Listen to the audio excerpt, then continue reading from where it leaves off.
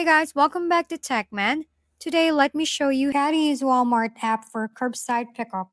In this tutorial, you'll learn how to use the Walmart app for curbside pickup.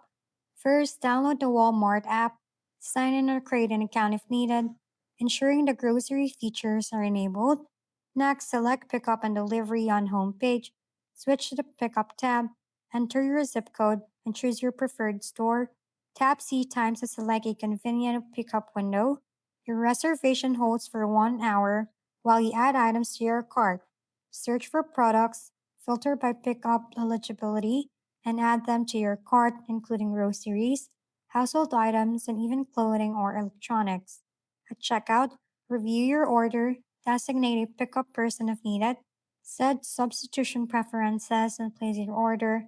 Orders under $35 may have a $7 fee. Otherwise, pickup is free. When your order is ready, you'll receive a notification.